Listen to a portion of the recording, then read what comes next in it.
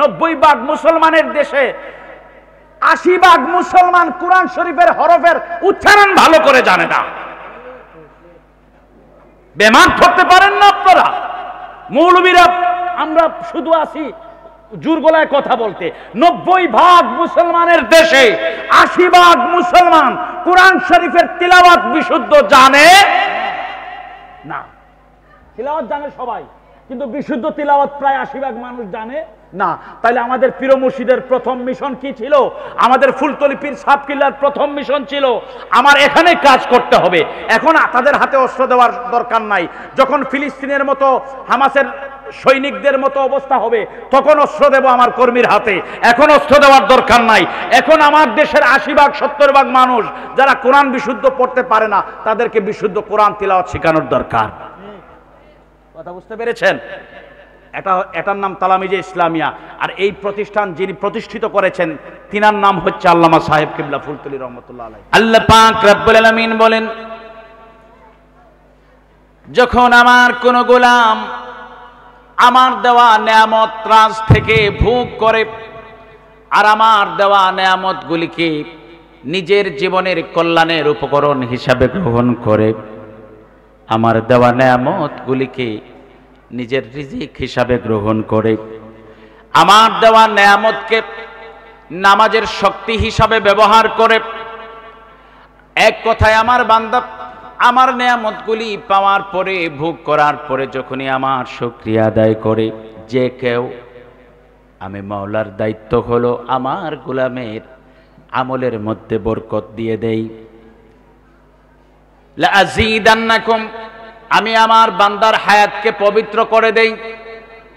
আমার গোলাম আমল করে একটা সওয়াব হাসিল করে আমি আমার গোলামের একটা সওয়াবকে অসংখ্য অগণিত সওয়াবে পরিণত করে দেই। সুবহানাল্লাহ। কেন? প্রশ্ন হলো কেন? আমার গোলাম আমার দেওয়া নেয়ামতগুলি ভোগ করার পরে নেমক হারামি করে নাই। আমার দেওয়া নেয়ামতগুলি ভোগ করার পরে আমার গোলামও কৃতজ্ঞ হয় নাই, নাশকর হয় নাই। এই জন্যে আমি খুশি হয়েছি, রাজ হয়েছি। তার হায়াতের মধ্যে আমি বরকত দিলাম, তার রিজিকের মধ্যে আমি বরকত দিলাম, তার অর্জিত নেক এবং সওয়াবগুলিকে আমি অসংখ্য গণিত গুণে বৃদ্ধি করে দিলাম। এটা আমার খুশি। সুবহানাল্লাহ। আর যখন ওয়ালা ইন কাফারতুম, আমার গোলাম আমার নেয়ামতগুলি পাওয়ার পরে অস্বীকার করে, নেমক হারামি করে, অকৃতজ্ঞ হয়ে, আল্লাহ পাক রব্বুল আলামিন ঘোষণার মাধ্যমে জানিয়ে দেন, ইন্না আযাবি লাশাদীদ। দুনিয়ার মানুষ শুনে রাখো, তুমি কুফরি করতে পারো, অকৃতজ্ঞ হতে পারো, নেমক হারাম হতে পারো, এটা তোমার ইচ্ছা। তুমি নেমক হারাম হয়েছো, কুফরি করেছো, অকৃতজ্ঞ হয়েছো, কিন্তু তোমার জন্য আমার ফয়সালা হলো আল্লাহ পাকের ঘোষণা। আল্লাহ পাক বলেন, আমার ফয়সালা হলো তোমার অকৃতজ্ঞতার কারণে তোমার জন্য জাহান্নামের কঠিন শাস্তি প্রস্তুত রয়েছে। নাউজুবিল্লাহ। এখন শুকরিয়া আদায় করলে আল্লাহর পক্ষ থেকে আমরা বারাকাত, ফাদাইল, নেয়ামত আরো বেশি পাই। না করলে কঠিন শাস্তি। যখন এই আয়াত পড়ি তখন আমরা নেমক হারাম হতে পারি না। কবরবাসীকে স্মরণ করি আমরা কেন? ইসালে সব মাহফিল কেন করি? আউলিয়া কেরামদেরকে কেন স্মরণ করি? কেননা তাদের দ্বারা আমরা উপকৃত হয়েছি। কেমন উপকার পেয়েছি? আমরা দ্বীন ইসলাম পেয়েছি আউলিয়া কেরামদের দ্বারা, বিশেষ করে বাংলার জমিনে, এই স্বাধীন বাংলাদেশে। আরেকটা কথা হলো, আমাদের মুমিন মুসলমান মা বাবা যারা ছিলেন তাদের মাধ্যমে আমরা কত উপকার পেয়েছি। এর একটা খতিয়ান আপনাদেরকে দিতে চাই।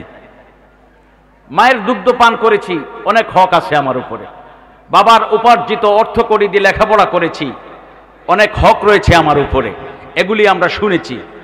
কিন্তু আজকের দিনের ইসলাম, মুসলমানই আমার মধ্যে যে এসেছে, আমি যে মুসলমান হয়েছি, আজকে যে আমি দিনদার হয়েছি, দিন পেয়েছি, আমার দিনদার হওয়ার পেছনে, আমার মুসলমান হওয়ার পেছনে হয়তো আমার মা মাদ্রাসায় পড়েন নাই, আমার বাবা কোনো মাদ্রাসায় পড়েন নাই, আপনার বাবা মা কোনো মাদ্রাসায় পড়েন নাই, কিন্তু আপনার দিনদার আর মুসলমান হওয়ার পেছনের প্রথম সবক ছিল আপনার মা অথবা বাবার।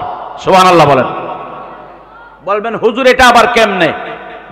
কত বড় ঋণী এই দিক থেকে মা বাবার কাছে আমরা একটু খেয়াল করেন। আপনার মা মুসলমান ছিলেন বলেই আপনি আজকের সহজে এই মুসলমান হয়েছেন। আমার বাবা মুসলমান ছিলেন বলেই আমি সহজে দিন পেয়েছি, ইসলাম পেয়েছি।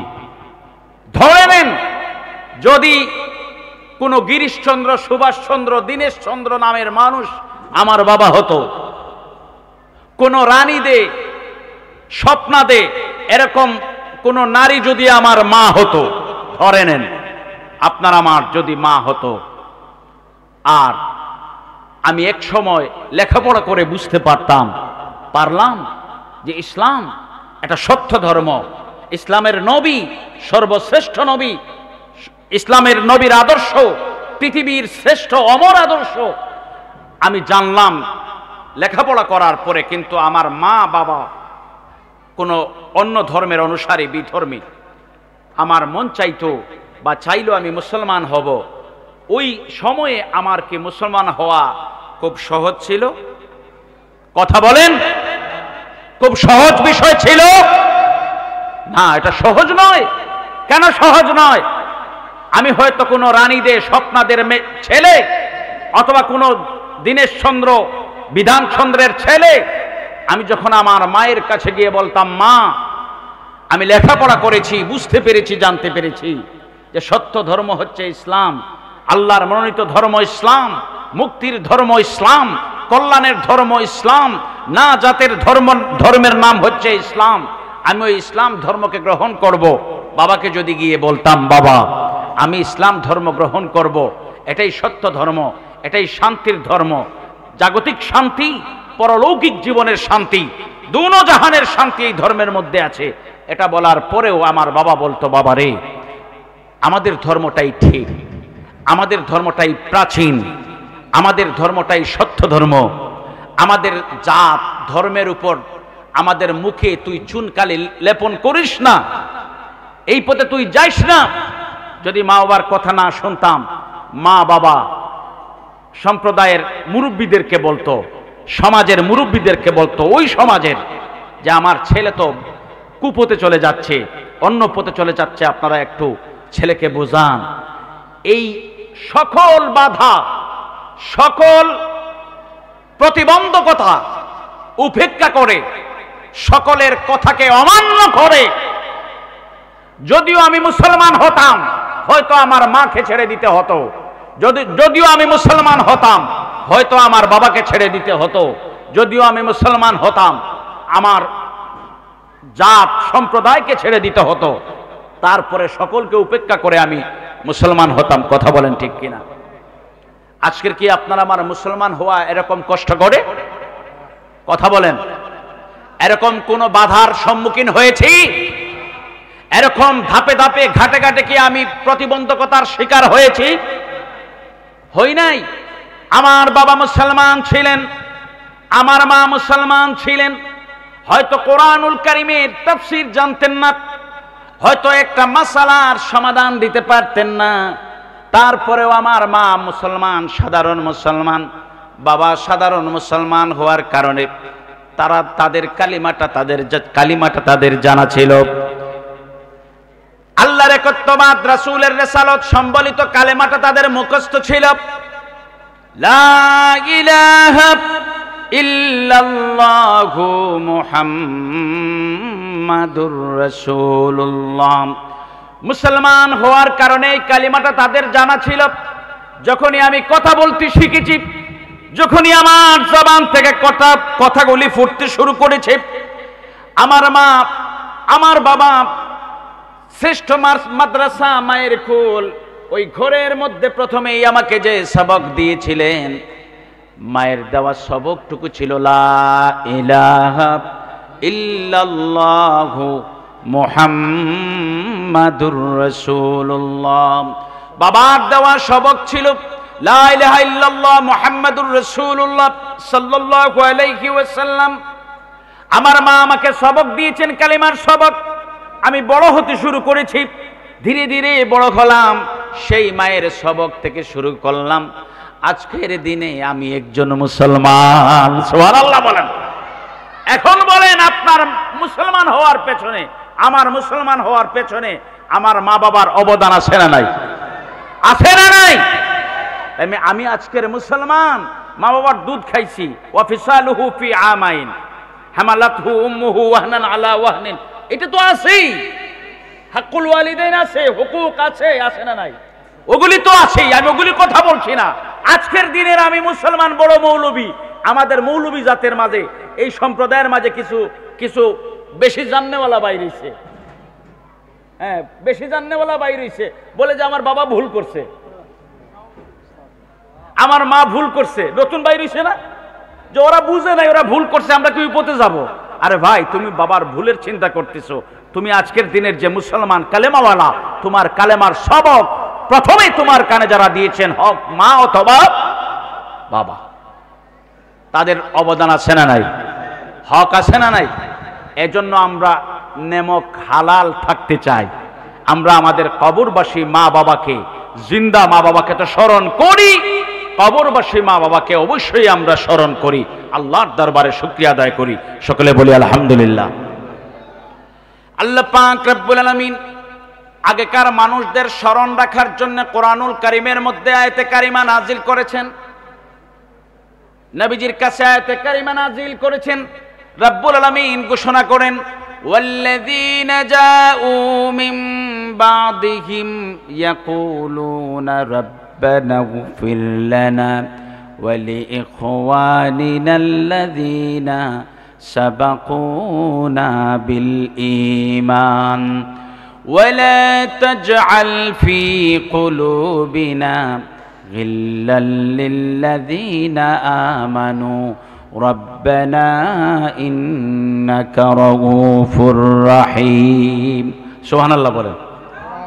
এই আয়াতে কারিমার মধ্যে আল্লাহ পাক বলেন, যারা আগে বিদায় নিয়েছেন, সাহাবায়ে কেরামদের জামানা থেকে তোমাদের আগ পর্যন্ত, সাহাবায়ে কেরামদের জামানা থেকে তোমাদের আগ পর্যন্ত যারা বিদায় নিয়েছেন, আর তোমরা যারা এখন জমিনে জিন্দা রয়েছো, তোমাদের দায়িত্ব হলো, তোমাদের কর্তব্য হলো, যারা জমিনে আছে ইয়াকুলুনা, তারা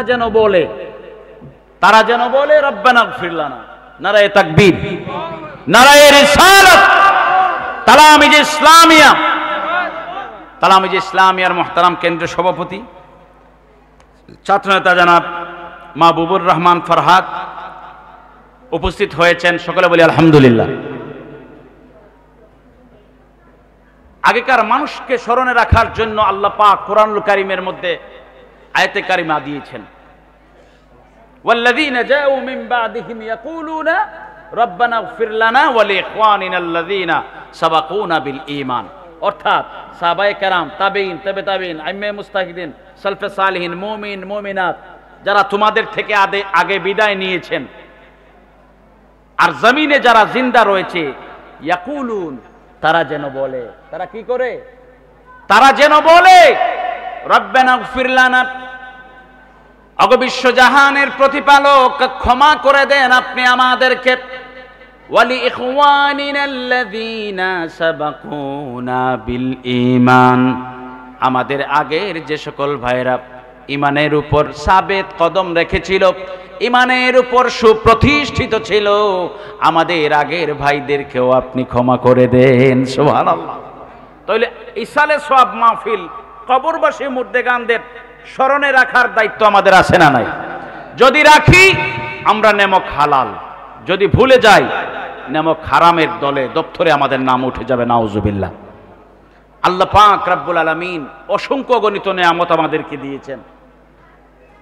হযরত বড় পীর দস্তগীর আব্দুল কাদের জিলানী আমাদের জন্য কি? কথা বলেন। নেয়ামত। আমাদের জন্য কি? আমাদের জন্য রহমত, আমাদের জন্য আল্লাহর পক্ষ থেকে বরকত। সুবহানাল্লাহ বলেন। এদেরকে আল্লাহ পাক আমাদের জন্য নেয়ামত, রহমত, বরকত হিসাবে দান করেছেন। আমরা বুঝি না আল্লাহ পাক কত নেয়ামত দিয়েছেন, গণনা করে শেষ করা যাবে? আপনার হাতের আঙ্গুল, আঙ্গুলের অগ্রভাগে নখ, সবে পেয়েছি তাই তো আমি গাই তোমারি শান রহমান, ও গো রহমান, না চাইতে পেলাম আমি দয়া ও ফুরান রহমান, ও গো রহমান, না চাইতে পেলাম আমি দয়া ও ফুরান। আল্লাহ পাক দয়া করেছেন, অসংখ্য অগণিত দয়া। কথা বলেন ঠিক কিনা? আর আমাদেরকে মালিক মাওলা সর্বদা চান আমার গোলাম যেন জান্নাতের লায়েক হয়। সুবহানাল্লাহ বলেন। কেন চান? কোন আয়াত দিয়ে বুঝবেন? এই আয়াত দিয়ে বুঝবেন, ওয়ালাউ আন্নাহুম ইযলামু আনফুসাহুম জাউকা ফাস্তাগফিরুল্লাহ। কোন আয়াত দিয়ে বুঝবেন লা তাকনাতু মির রাহমাতিল্লাহ? কোন আয়াত দিয়ে বুঝবেন উদউনি আস্তাজিব লাকুম? এসব আয়াত দিয়ে আল্লাহ পাক রব্বুল আলামিন গোলামকে আশ্বস্ত করেন, গোলাম আমি অপেক্ষা করি, তুমি ভুল করেছো, ভুল বুঝতে পেরেছো, আমাকে ডাকো, আমি প্রস্তুত তোমার ডাকে সাড়া দেব। গোলাম তুমি বুঝো নাই, অন্যায় করে ফেলেছো, এখন বোধগম্য হচ্ছে তোমার, এখন তুমি আমার কাছে তাওবা করো, আমি তোমার তাওবা গ্রহণ করব। আল্লাহ কি চান? আমাদের কল্যাণ। কি চান?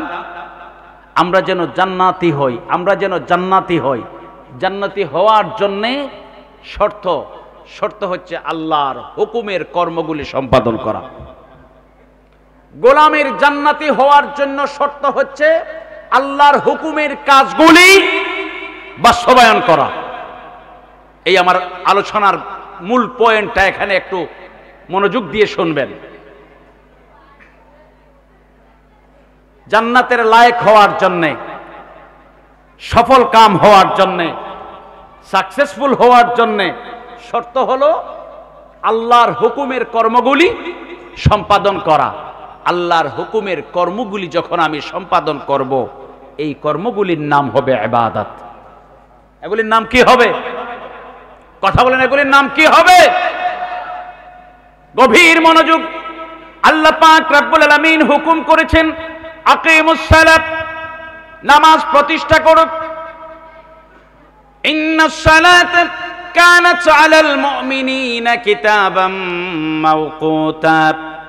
নির্দিষ্ট ওয়াক্তে নামাজ পড়ার জন্য আল্লাহ পাক রব্বুল আলামিন নির্দেশ করেছেন।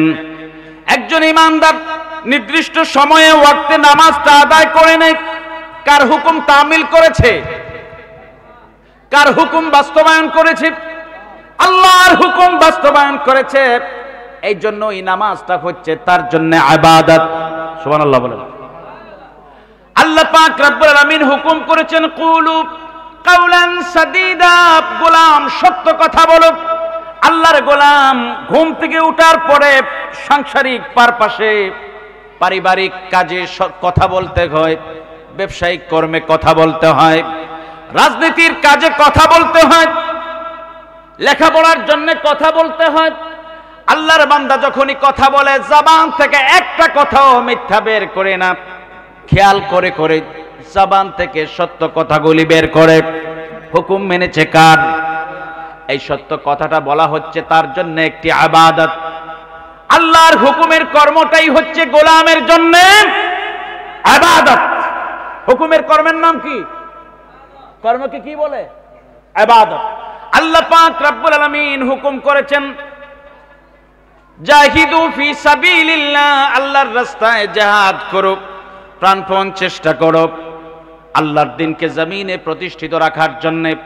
না খেয়ে না ঘুমাইয়া আল্লাহর গোলাম দ্বীনের দাওয়াতি কাজ চালিয়ে যাচ্ছে, এটা আল্লাহর ইবাদত। আল্লাহ পাক রব্বুল আলামিন হুকুম করেছেন আতিউর রাসূল, রাসূলের অনুসরণ করো। আল্লাহর বান্দা নবীজির অনুসরণ করে, নবীজির অনুসরণ করার নাম হচ্ছে ইবাদত। আল্লাহ পাক রব্বুল আলামিন হুকুম করেছেন ইত্তাকুল্লাহ, আল্লাহকে ভয় করো। আল্লাহর গোলাম হারাম কর্ম থেকে নিজেকে পরহেজ রাখে, হারাম কর্ম থেকে নিজেকে বাঁচাইয়া রাখে, এই বাঁচাইয়া রাখার নাম হচ্ছে ইবাদত। আল্লাহ পাক রব্বুল আলামিন হুকুম করেছেন ইরকাউ, রুকু করো। বান্দা রুকু করে, এর নাম হচ্ছে রুকু একটা নাম, কিন্তু আমভাবে বলা হয় এটাকে ইবাদত। আল্লাহ পাক হুকুম করেছেন উসজুদু, সিজদা করুক। আল্লাহর গোলাম সিজদা করে, সিজদা হচ্ছে ইবাদতের একটা নমুনা, এটাকে বলা হয় ইবাদত। আল্লাহ পাক রব্বুল আলামিন হুকুম করেছেন ইতাসিমু বিহাবলিল্লাহ, আল্লাহর দ্বীনকে তোমরা ধরে রাখো, আল্লাহর রজ্জুকে ধরে রাখো, আল্লাহর হুকুম আহকাম গুলিকে ধরে রাখো। আল্লাহর গোলাম তার জীবনে ওঠা বসা, কথাবার্তা, চাল চলন, ব্যবসা বাণিজ্য, সামগ্রিক মুআমালাতের মধ্যে আল্লাহ পাক রব্বুল আলামিনের হুকুমকে খেয়াল করে, এই খেয়ালের নাম হচ্ছে ইবাদত। যেমনই ভাবে আল্লাহ পাক আকিমুস সালাহ বলেছেন আর গোলাম নামাজ পড়ে ইবাদত হয়ে যায়, ঠিক তেমনি আল্লাহ পাক রব্বুল আলামিন গোলামদেরকে হুকুম করেছেন ইত্তাকুল্লাহ, আল্লাহকে ভয় করো, ওয়া কুনু মা'আস সাদিকিন, তোমরা সত্যবাদীদের সঙ্গী হও। কার হুকুম? কথা বলেন, কার হুকুম? আল্লাহর হুকুম তামিল করার নাম, আল্লাহর হুকুম বাস্তবায়ন করার নাম ইবাদত। ইবাদতের সঙ্গে মানে সাধারণ সহজে বলছি বাংলা ভাষায়, এটা ইবাদত। যেমনই আকিমুস সালাহ, নামাজ প্রতিষ্ঠা করো, এটা যেমন আল্লাহর হুকুম। কুনু, এটাও আল্লাহ। কথা বলেন, কুনু এটা কার হুকুম? তাহলে আপনি নামাজ পড়লেন, একটা হুকুম মানলেন, আবার আপনি মদখুরের সঙ্গ ধরলেন, হইল? তাহলে গুরুত্বপূর্ণ কোনটা? আপনি ইবাদত করেছেন, নামাজ পড়েন, এখন আপনি আপনার জন্য আল্লাহর হুকুম হচ্ছে কুনু মা'আস সাদিকিন, আপনি সত্যবাদীদের সঙ্গী হবেন। সুবহানাল্লাহ বলেন। কার সঙ্গী হবেন? এটা কোন নফল? এটা নফল, মুস্তাহাব, এটা আপনার আমার জন্য আবশ্যিক। আমি আগেই বলেছি আকিমুস সালাহ, নামাজ প্রতিষ্ঠা করো 5 ওয়াক্তে 5 বার, কিন্তু আল্লাহ পাক কুনু মা'আস সাদিকিন এর জন্য নির্দিষ্ট কোনো সময় দেন। ওয়াবিল ওয়ালিদাইনি ইহসানার জন্য নির্দিষ্ট কোনো সময় নাই।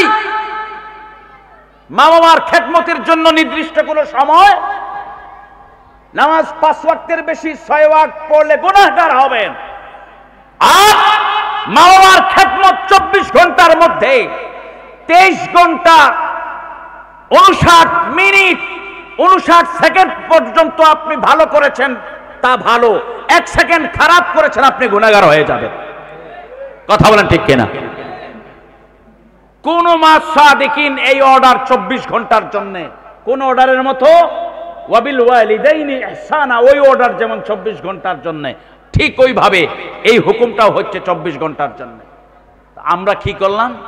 তাহলে আমি যে ইসলামিয়া আঞ্জুমানে আল ইসলাম, আমরা যারা নগণ্য মানুষ, আমরা নিজেদেরকে সুরক্ষিত রাখার জন্যে, আমাদের ফায়দার জন্যে, কথাটা মনোযোগ সহকারে শুনবেন বাবা, আমাকে সুরক্ষিত রাখার জন্যে, যে আমি তো নামাজ পড়ি, নামাজ পড়ার পরে আমার সাথে তো শয়তান ইবলিস মালউন শয়তান, জিন শয়তান এবং শয়তানের দূষর যারা মুরিদ মানুষ শয়তান, যারা 2 জাতের শয়তান। শয়তান কয় জাতের?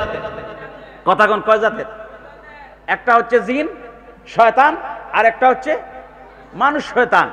মিনাল জিন্নাতি ওয়ান নাস, আশ-শায়াতিনু মিনাল ইনসি ওয়াল জিন, আশ-শায়াতিনু মিনাল ইনসি ওয়াল জিন, শয়তান জিন এবং মানুষ জাতের মধ্য থেকে। তো আমি নামাজ পড়লাম, আমি আল্লাহকে এক মানলাম, আল্লাহর একত্ববাদ ওয়াহদানিয়ত লা ইলাহা ইল্লাল্লাহ বললাম, একত্ববাদকে মেনে নিলাম, নবীর রিসালাত মেনে নিলাম, মালাইকা মেনে নিলাম, আখিরাতকে মেনে নিলাম, তাকদীরের ভালো মন্দকে মেনে নিলাম। এই সবগুলিকে মেনে নেওয়ার পরে আল্লাহর হুকুম, বিশেষ বিশেষ কর্ম, নামাজ, রোজা, হজ, যাকাত, ওই কর্মগুলি আমি চালিয়ে গেলাম। তারপরে আমাকে সুরক্ষিত রাখার জন্য আল্লাহ পাক রব্বুল আলামিনের হুকুমের দিকে খেয়াল করলাম, যে নিজেকে সুরক্ষিত রাখার জন্য মালিক মাওলার কোনো অর্ডার আছে না নাই। খুঁজে পেলাম আমার মুনিব আমাকে অর্ডার করেছেন, তুমি নামাজ পড়ো ঠিক আছে, তুমি রোজা রাখো তা ঠিক আছে, তুমি ব্যবসা করো ঠিক আছে, তুমি যাকাত দাও তা ঠিক আছে, এরপরেও গোলাম তোমার জন্য আল্লাহ পাক বলেন আমার অর্ডার হলো তুমি নিজেকে সুরক্ষিত রাখতে পারবে যখন কোনো সত্যবাদীর সঙ্গী হয়ে যাবে। সুবহানাল্লাহ। সত্যবাদীর সঙ্গী হওয়া ছাড়া শয়তানের ওয়াসওয়াস, জিন শয়তান মানুষ শয়তান থেকে বাঁচার কোনো পথ যদি থাকতো আল্লাহ পাক এই ওয়াকুনু মা'আস সাদিকিন এই অর্ডারটা অর্ডার করতেন না। আর এই অর্ডারটা আপনার আমার জন্য আবশ্যিক, পালন করা কি আবশ্যিক। এই আমরা আল ইসলাহ তালামিজে ইসলাম, আমরা যারা এখন তো আল ইসলাহর সদস্য হয়েছি বা তালামিজের একজন দায়িত্বশীল বা কর্মী হয়েছি, এই আমরা সত্যবাদীদের সঙ্গে হওয়ার জন্য সত্যবাদী খুঁজতে লাগলাম। কি খুঁজতে লাগলাম? আল্লাহকে ডরানোওয়ালা মানুষকে খুঁজতে লাগলাম। গভীর মনোযোগ। কার ফায়দার জন্য? সবাই বলেন কার ফায়দার জন্য? নিজের ফায়দার জন্য। কাকে সুরক্ষিত রাখার জন্য? আমাকে সুরক্ষিত রাখার জন্য আমি খুঁজতে লাগলাম। কাকে খুঁজলাম? আল্লাহকে ভয় করেওয়ালা মানুষকে। সত্যবাদী কে? যে আল্লাহকে ভয় করে, যে হারাম থেকে নিজেকে পরহেজ রাখে। আল্লাহু আকবার বলেন। মিথ্যা কথা বলা হালাল না হারাম? কথা বলেন হারাম না হালাল? হারাম। মিথ্যা কথা বলা হারাম। একজন সত্যবাদী মানুষ সেই যে মানুষ মিথ্যা বলে না। যে মিথ্যা বলে না সে কি? সে হচ্ছে সত্যবাদী। সে আল্লাহকে ভয় করে। বুঝতে লাগলাম আল্লাহকে ভয় করেওয়ালা কারা, আল্লাহকে ভয় করেওয়ালা কারা, কে? খুঁজতে লাগলাম। আল্লাহ পাক বলেন গোলাম তুমি খোঁজাখুঁজি করতেছ, তাও আমার দয়া হয় মায়া হয়, আমি জানাই দেই আল্লাহওয়ালা কারা।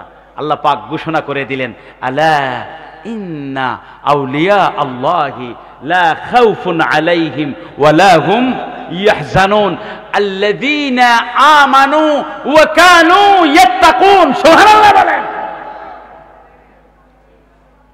গোলাম তুমি সত্যবাদী খুঁজতেছো, তুমি আল্লাহকে ডরানোওয়ালা খুঁজতেছো, তাহলে শুনে নাও আমি জমিনের মধ্যে আমার বন্ধু এক শ্রেণীর মানুষকে আমার বন্ধু করেছি যারা আমি আল্লাহর বন্ধু, আউলিয়া আল্লাহ।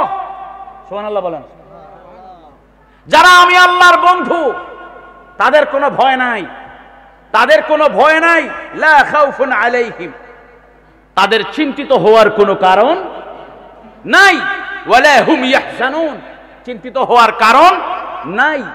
আর তোমরা সত্যবাদী আল্লাহকে ডরানোওয়ালা খুঁজতেছো, কেন খুঁজো? তোমরা নিজেকে সুরক্ষিত রাখবে, আল্লাহর হুকুম মানবে। ওয়াকুনু, তাইলে শুনে নাও আল্লাযীনা আমানু, আমি প্রকৃত ঈমানদার করেছি আমার ওই বন্ধুদেরকে। সুবহানাল্লাহ বলেন।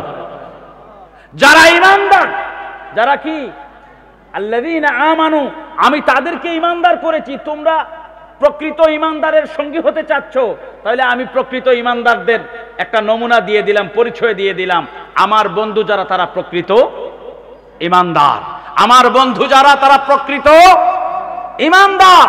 আল্লাযীনা আমানু, তোমরা আল্লাহকে ডরানোওয়ালা খুঁজতেছো, আল্লাহর মাহবুব বান্দা খুঁজতেছো, তার সঙ্গী হবে।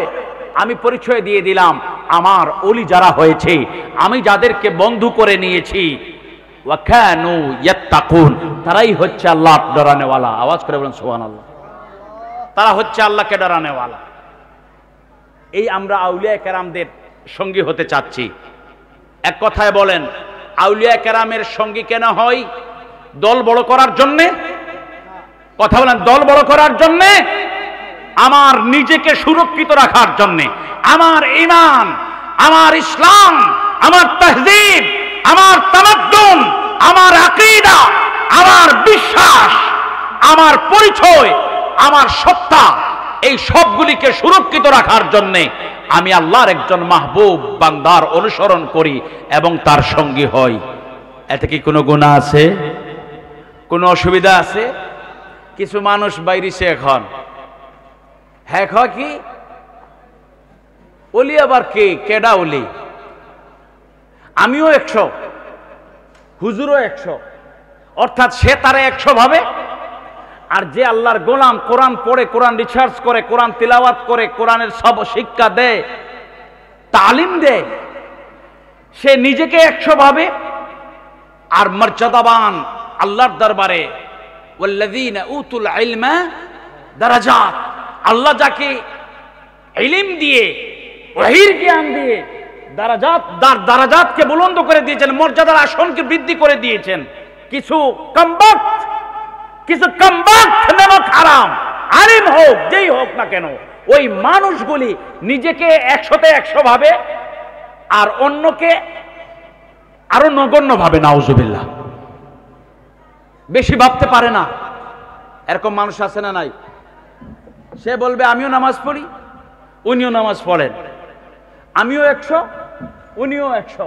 আল্লাহ পাক উনাকে যে মুকাররব কুরবত দিতে দিতে, মুকাররব করে নিতে নিতে তার বান্দাকে যে 100তে 150 করেছেন, 200 করেছেন, মানতে রাজি হয় না। নাউজুবিল্লাহ বলেন। এই শ্রেণীর মানুষ আছে না নাই? কথা বলেন, আছে না নাই? এদের বিরুদ্ধেই আমাদের অবস্থান। এরা নেমক হারাম, এরা আউলিয়া কেরামদের মর্যাদা বুঝে না। আর এই বাংলার জমিনে, বিশেষ করে এই সোনার বাংলাদেশে, শুধু সোনার বাংলাদেশ নয়, এই সাবকন্টিনেন্টাল, এই উপমহাদেশ, এই আমাদের ভারত উপমহাদেশ, যেখানে ইসলাম এসেছে কোন না কোন আউলিয়া কেরাম, ওলি আল্লাহর মাধ্যমে। কথা বলেন ঠিক কিনা? কোন না কোন ওলি আল্লাহর মাধ্যমে ইসলাম এসেছে। নেমক হারামের দল মানতে রাজি হয় নাই। সেই 5 হিজরি শতাব্দীতে, মাত্র 5 হিজরি শতাব্দী, অর্থাৎ 470 হিজরি সাল। কে আছে গো এই জমিনে বুঝবে মোদের বেদনা, বুঝবেন যিনি শুয়ে আছেন ওই যে সোনার মদিনা। আল্লাহুম্মা সাল্লি আলা মুহাম্মাদ ওয়া আলা আলি সাইয়্যিদিনা। দরুদ পড়ি সবাই মিলে, ওহে মুমিন মুসলমান, দরুদেতে আল্লাহ রাজি, খুশি নবী দু জাহান। আল্লাহুম্মা সাল্লি আলা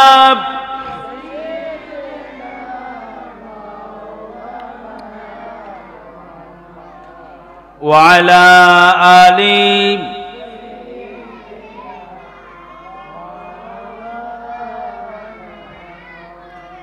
এই আউলিয়া কেরামদের মাধ্যমে আমরা দ্বীন ইসলাম পেয়েছি। তাদের অবদানকে আমরা কখনো নগণ্য করে নিতে পারি না। তাদের কথা আমরা কখনো ভুলতে পারি না। যতদিন আমাদের প্রাণ থাকবে, জবানে কথা থাকবে, আর আমরা যতদিন পর্যন্ত নেমক হালাল হিসাবে পরিচয়ে থাকব, ততদিন পর্যন্ত আমরা আউলিয়া কেরামদের তাজকিরার মধ্যে আছি না নাই? আমরা আউলিয়া কেরামদের তাজকিরা চালিয়ে যাব। কেননা আল্লাহ পাক এই বিশেষ একটি দলকে মুকররব করে নিয়েছেন, আমাদের থেকে অধিক মর্যাদাবান করেছেন, এবং তাদের মাধ্যমে এই জমিনে দিক থেকে, এক প্রান্ত থেকে অন্য প্রান্তে আল্লাহর মনোনীত দ্বীন ইসলামের প্রচার প্রসার বিস্তারের কাজ তাদের মাধ্যমে আল্লাহ পাক বাস্তবায়ন করেছেন। আলহামদুলিল্লাহ। এরকম একজন আল্লাহর মকবুল বান্দা ছিলেন হযরত বড় পীর দস্তগীর আব্দুল কাদের জিলানী রহমতুল্লাহ আলাইহি। অনেকে অনেক কথা বলেন, অনেক কারামত আপনারা শুনেছেন, শুনেন নাই? মায়ের পেটে 18 পারা কোরআনুল কারীম হিফজ করার কথা শুনেন নাই? ডাকাত দল এসেছে, নিজের স্বর্ণ মুদ্রাগুলির কথা বলে দিয়েছেন, এগুলি শুনেন নাই? ডাকাতরা, আবার সংক্ষেপে বলে যাচ্ছি, ডাকাতরা কালেমা পড়েছে, তাওবা করেছে, সহি পথে চলে এসেছে, সঠিক পথে চলে এসেছে, শুনেন নাই? অনেক কারামত আছে। এই অলিয়া উলিয়া আউলিয়া কেরামদের কারামতকে যারা অস্বীকার করবে তাদের ঈমান থাকবে? কথা বলেন, থাকবে? কারামাতুল আউলিয়া, কারামাতুল আউলিয়া হাক্কুন। আউলিয়া কেরামদের কারামত কি? সত্য।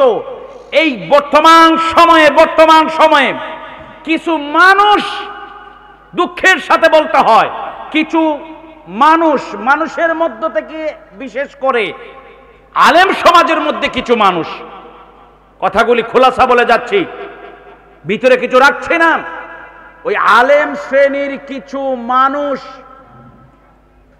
যদিও তারা নামে আলেম, আমি বলবো তারা নাস্তিকদের দূষর, আমি বলবো তারা নাস্তিকদের মুরিদ।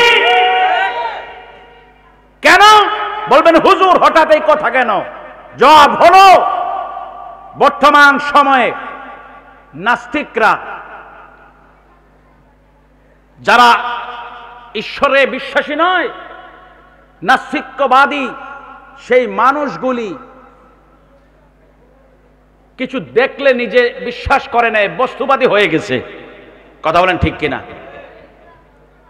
অর্থাৎ না দেখলে মানে না, না দেখলে বিশ্বাস করে না। নাস্তিকদের মূল কথা হলো না দেখলে তারা বিশ্বাস করে, বাস্তবের রূপ এটা না দেখলে তারা এটা বিশ্বাস করে না, এই জন্য তাদেরকে বলা হয় বস্তুবাদী। তাদের কি বলা হয়? বস্তুবাদী। নাস্তিকরা না দেখলে মানে না।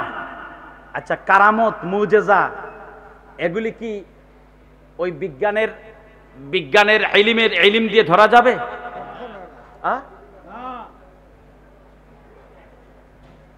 কারামত, মুজেজা, এগুলি কি আপনি স্বাভাবিক কোনো ঘটনা বলতে পারবেন?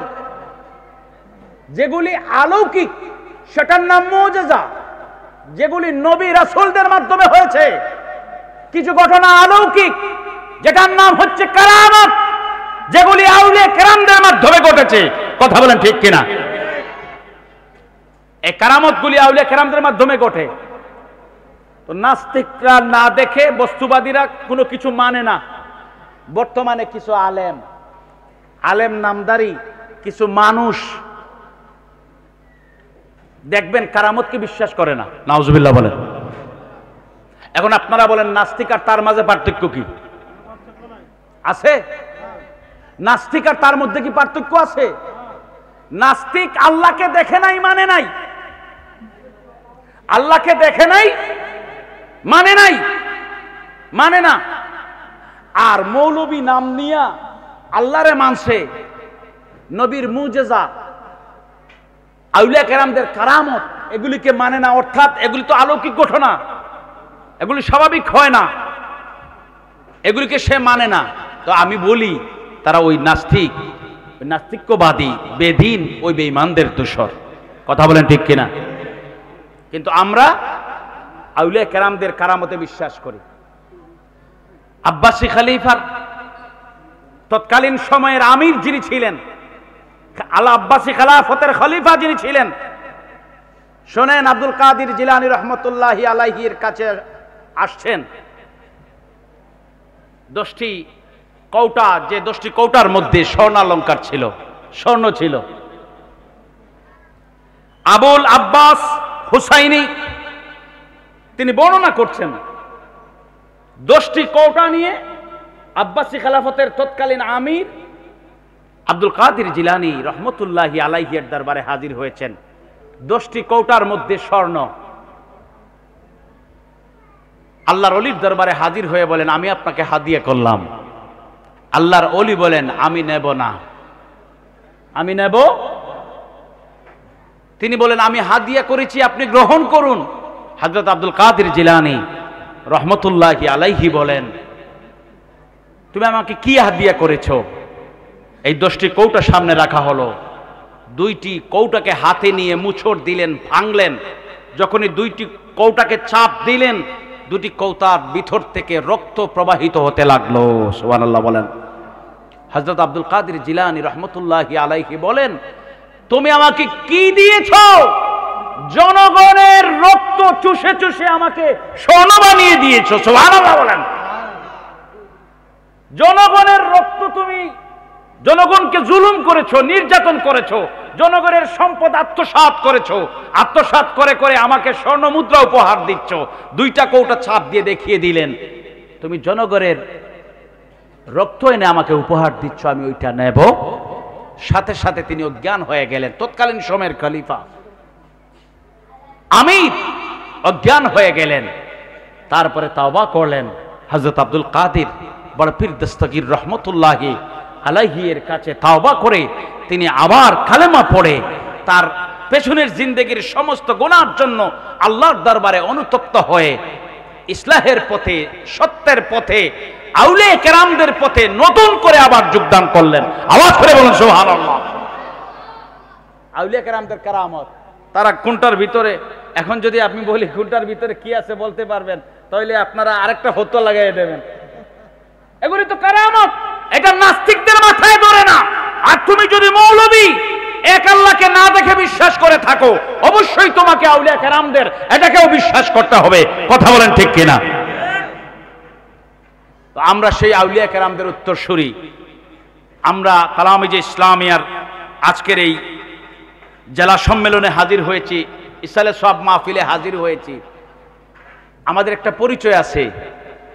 আমাদের এই তালামিজে ইসলামিয়া সংগঠনটি যিনি প্রতিষ্ঠা করেছেন তিনি সিলেটের একজন মহান পুরুষ, হযরত শাহজালাল মুজররদে ইয়ামনী রহমতুল্লাহি আলাইহি এর সঙ্গী। গভীর মনোযোগ। হযরত শাহজালাল মুজররদে ইয়ামনী রহমতুল্লাহি আলাইহি এর 360 জনের মধ্যকার একজন সঙ্গী হযরত শাহ কামাল রহমতুল্লাহি আলাইহি এর বংশধর আল্লামা সাহেব কিবলা ফুলতলি রহমতুল্লাহি আলাইহি। আজ যে তালামিজে ইসলামিয়া এই সংগঠনটি আয়োজন করেছে, একটা পরিচয় দিচ্ছি। আমরা আউলিয়া কেরামদের উত্তরাধিকার, আউলিয়া কেরামদের অনুসারী। কিভাবে? এই সংগঠনটি যিনি প্রতিষ্ঠা করেছেন তিনি হচ্ছেন আল্লামা সাহেব কিবলা ফুলতলি রহমতুল্লাহি আলাইহি। নাম কি বলে? আল্লামা সাহেব কিবলা। এগুলি কুনিয়াত, এগুলি কি? সবগুলি কুনিয়াত, লকব, আলকাব, এগুলি আর কিছু না। মূল নামটা হচ্ছে মোহাম্মদ আব্দুল লতিফ ইবনে আব্দুল মজিদ। কথা বুঝতে পেরেছেন? হযরত শাহ কামাল তিনি কে? শাহজালাল রহমতুল্লাহি আলাইহি এর একজন সঙ্গী। ওই শাহজালাল মুজররদে ইয়ামনী রহমতুল্লাহি আলাইহি এর একজন সঙ্গীর নাম শাহ কামাল রহমতুল্লাহি আলাইহি। ওনার বংশধর আল্লামা আব্দুল লতিফ সাহেব কিবলা ফুলতলি। আর কি পরিচয় সংক্ষেপে দিচ্ছি। তরিকতের জগতের উজ্জ্বল নক্ষত্র, কাদেরিয়া তরিকার একজন বুজুর্গ। সুবহানাল্লাহ বলেন। তিনি কাদেরিয়া তরিকায় বায়াত করেছেন। আমাদের এই তালামিজে ইসলামিয়ার প্রতিষ্ঠাতা সাহেব কিবলা ফুলতলি রহমতুল্লাহি আলাইহি এর সুযোগ্য নাতি হযরত মাসিক পরওয়ানার, আমাদের এই যে একটি পত্রিকা মাসিক পরওয়ানা, ইসলামী তাহজিব তামাদ্দুনের ধারক বাহক, এখানে সম্পূর্ণ লেখাগুলি ইসলামী ভাবধারায় হয়ে থাকে। এই জাতীয় মাসিক পরওয়ানার সম্পাদক যিনি, আমাদের পীর সাহেব কিবলার স্নেহধন্য নাতি হযরত মাওলানা রেদওয়ান আহমদ চৌধুরী ফুলতলি, অল্প কিছুক্ষণের মধ্যে মাহফিলে তাশরিফ নিয়ে আসছেন। সকলে বলি আলহামদুলিল্লাহ। আল্লাহ পাক এই পর্যন্ত সালামতে পৌঁছিয়ে দিন। সকলে বলি আমিন। আমার কথা এখানে শেষ করছি। পীর মুর্শিদ আল্লামা সাহেব কিবলা ফুলতলি 1980 ইংরেজি সনের 18 ফেব্রুয়ারি এই তালামিজে ইসলামিয়াকে প্রতিষ্ঠা করেছেন। সংক্ষেপে ফুলতলির পরিচয় বলে দিলাম। তিনি কাদেরিয়া তরিকার একজন, তিনি তরিকতের আলা একজন বুজুর্গ। তিনি শাহজালাল রহমতুল্লাহি আলাইহি এর একজন সঙ্গী, শাহ কামালের বংশধর। তিনি কারামত আলী জনপুরি রহমতুল্লাহি আলাইহি এর সিলসিলার একজন শ্রেষ্ঠ পুরুষ ছিলেন। তিনি শাহ ইয়াকুব বদরপুরি রহমতুল্লাহি আলাইহি এর লক্ষ্যে জিগর স্নেহধন্য ছাত্র ছিলেন। তিনি আহমদ হেজাজি মক্কি রহমতুল্লাহি আলাইহি এর ছাত্র ছিলেন। এজন্য সাহেব কিবলাকে বলা হয় রাইসুল কুররা। লক্ষ লক্ষ কারি সাহেবগণ তিনি শিখেছেন আহমদ হেজাজি মক্কি রহমতুল্লাহি এর কাছ থেকে। আর সিলেট থেকে 1950 সালে মিশন শুরু হয়েছিল। 1950 সালে মিশন শুরু হয়েছিল। প্রতি বছর 6 থেকে 7 লক্ষ স্টুডেন্ট ফুলতলি পীর সাহেবের প্রতিষ্ঠিত দারুল কিরাতের মাধ্যমে কোরআনের বিশুদ্ধ তিলাওয়াত শিখে সকলে বলি আলহামদুলিল্লাহ। শুধু বাংলাদেশ নয়, ভারত নয়, শুধু ইউরোপ নয়, আমেরিকা, অস্ট্রেলিয়া, মধ্যপ্রাচ্য, বাংলাদেশ, গোটা বিশ্বে, আফ্রিকা, গোটা বিশ্বে আল্লামা সাহেব কিবলা ফুলতলির দারুল কিরাতের হাজার হাজার শাখা প্রতি বছর পরিচালিত হয়। সকলে বলি আল্লাহু আকবার। তিনি হচ্ছেন আল্লামা সাহেব কিবলা ফুলতলি। ওই আল্লাহর মকবুল বান্দা, মাহবুব বান্দা, আল্লাহর ওলি। এখন বললাম আল্লাহর, সবাই বলেন আল্লাহর ওলি। ভণ্ডামি দিয়া না, নিজের জীবনের যৌবনের সমস্ত শক্তি দিয়েছেন কোরআনের খেদমতে। নিজের জীবনের অর্জিত সম্পদ দিয়েছেন মানবতার সেবায়। আল্লাহু আকবার বলেন। নিজের জীবনের প্রতিটা রাত্রিকে দিয়েছেন মানুষের তাজকিয়ায়ে নফসের সবক দেওয়ার জন্য। আল্লাহু আকবার বলেন। মানুষের ইসলাহির জন্য, বিশুদ্ধ মানুষকে শুদ্ধ করার জন্য রাত্রিব্যাপী তরবিয়ত, তালিম তরবিয়ত দিয়েছেন। তিনি হচ্ছেন আল্লামা সাহেব কিবলা ফুলতলি রহমতুল্লাহ আলাইহি। একটি স্মৃতিচারণ করে কথা শেষ করছি। বাবা, আমরা তালামিজে ইসলামিয়া আউলিয়া কেরামদের উত্তরাধিকার সংগঠন। আমরা তালামিজে ইসলামিয়ার কর্মীরা আউলিয়া কেরামদের পদধূলিতে ধন্য কর্মী মনে করি। আমরা বাতিলকে ভয় পাই না, আমরা বাতিলকে ভয় পাই না। আমরা বাতিলের জন্য কালবৈশাখী ঝড়, আমরা বাতিলের জন্য কালবৈশাখী ঝড়, আর আমরা অসহায় মানুষের জন্য সকালের বাতাস। এটা মনে রাখবেন, অসহায় মানুষের জন্য আমরা প্রভাত সমীর, ফজরের সময়ের পরের যে সেই বাতাসটা নিজেকে অনেক আন্দোলিত করে, আনন্দিত করে, আরাম দেয় সেই বাতাস। আর বাতিলের জন্য আমরা কালবৈশাখী ঝড়। মনে রাখবেন, এটা সাহেব কিবলা ফুলতলি। যেহেতু আমাদের পীর মুর্শিদ ব্রিটিশ বিরোধী আন্দোলনের বীর সিপাহ সালার সৈয়দ আহমদ শহীদ বেলভী রহমতুল্লাহি আলাইহি এর উত্তরসূরি, এই জন্যে আমরা তো ব্রিটিশকে বিদায় করেছি। এই এখন আগাছা বাতিলগুলিকে বিদায় করতে আমরা তেমন ভয় পাই না। এটা মনে রাখবেন। আমরা যুদ্ধবাদ জাতি, কিন্তু খামাখা আমরা অশান্তি সমাজ, শান্ত সমাজকে অশান্ত করতে চাই না। অশান্ত করার জন্য কোনো কুমন্ত্র, কুটচাল আমরা চালিয়ে যেতে চাই না। কিন্তু বাতিলের বিরুদ্ধে, বাতিলকে কিভাবে দমন করবেন? লাঠি দিয়া, পিস্তল দিয়া, অ্যাটম বোম দিয়া? প্রয়োজন হলে এটা পরের বিষয়। প্রথমে 90% মুসলমানের দেশে 80% মুসলমান কুরআন শরীফের হরফের উচ্চারণ ভালো করে জানে না। বেমান করতে পারেন না আপনারা। মৌলবীরা আমরা শুধু আছি জোর গলায় কথা বলতে। 90% মুসলমানের দেশে 80% মুসলমান কুরআন শরীফের তিলাওয়াত বিশুদ্ধ জানে না। তিলাওয়াত জানে সবাই, কিন্তু বিশুদ্ধ তিলাওয়াত প্রায় 80% মানুষ জানে না। তাহলে আমাদের পীর মুর্শিদের প্রথম মিশন কি ছিল? আমাদের ফুলতলি পীর সাহেব কিবলার প্রথম মিশন ছিল আমার এখানে কাজ করতে হবে। এখন তাদের হাতে অস্ত্র দেওয়ার দরকার নাই। যখন ফিলিস্তিনের মতো, হামাসের সৈনিকদের মতো অবস্থা হবে, তখন অস্ত্র দেব আমার কর্মীর হাতে। এখন অস্ত্র দেওয়ার দরকার নাই। এখন আমার দেশের 80% 70% মানুষ যারা কোরআন বিশুদ্ধ পড়তে পারে না, তাদেরকে বিশুদ্ধ কোরআন তিলাওয়াত শেখানোর দরকার। কথা বুঝতে পেরেছেন? এটার নাম তালামিজে ইসলামিয়া। আর এই প্রতিষ্ঠান যিনি প্রতিষ্ঠিত করেছেন, তিনার নাম হচ্ছে আল্লামা সাহেব কিবলা ফুলতলি রহমতুল্লাহ আলাইহি। আসুন আমরা সত্যের পক্ষে, আউলিয়া কেরামদেরকে আমাদের অগ্রভাগে রেখে, আমরা পদাঙ্ক অনুসরণ করে আউলিয়া কেরামদের মিছিলে শামিল হই। হক্কানি, সত্য, হকপন্থী তরিকা, এই তরিকার অনুসরণ করি। এবং আউলিয়া কেরামদের নেতৃত্বে আমরা আমাদের আন্দোলন চালিয়ে যাই।